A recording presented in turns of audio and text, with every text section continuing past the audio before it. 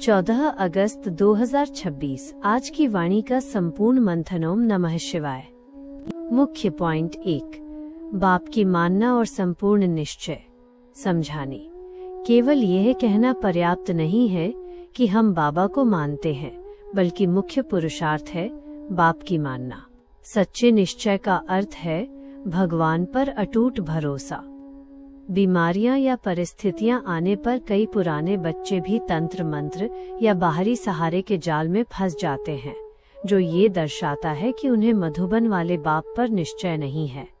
उदाहरण, यदि कोई 20 वर्ष की तपस्या के बाद दुख या पद पोजीशन छिन जाने के डर से किसी तांत्रिक या बाहरी व्यक्ति के पास जाता है, तो वह एक दिन में अपनी 20 वर्ष की मेहनत चौपट कर देता है।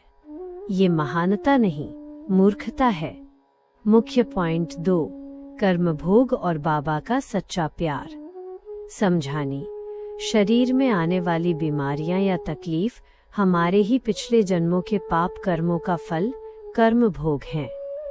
बाबा हमें दुख नहीं देता, बल्कि बाबा का सच्चा प्यार उस दुख को सहन करने की अपार ताकत देता है, जिससे पहाड़ जैसी परिस्थिति भी छोटी बन जाती है। उदाहरण, स्वयं आदि पिता ब्रह्मा बाबा को भी अंत समय में बहुत भयंकर खांसी और तकलीफ थी। ऐसा लगता था जैसे गला फट गया हो। यह उनका कर्म भोग था, जिसे उन्होंने खुशी से चुकतू किया। बच्चे को भी यही सोचना चाहिए कि बाबा के प्यार से सब सहन करना आसान हो जाता है। मुख्य पॉइंट 3। धैर्यता और एक स्थिति। सोडा वाटर नहीं। समझानी। पुरुषार्थ में धैर्य, पेशेंस बहुत जरूरी है। कुछ बच्चे अपनी बुद्धि ज्यादा चलाते हैं और संशय भरे सवाल पूछते हैं। अगर बाबा उनके सवालों का तुरंत जवाब न दे, तो वे डगमगा जाते हैं। उदाहरण, बाबा कहते हैं ऐसे बच्चे सोडा वाटर की तरह होते हैं। एक पल में झाग ऊपर और दूसरे पल में हवा निकल जाती है। बाबा को ऐसे बच्चे चाहिए जो बाबा जवाब दे तो भी एक रस स्टेबल रहे और ना दे तो भी एक रस रहे।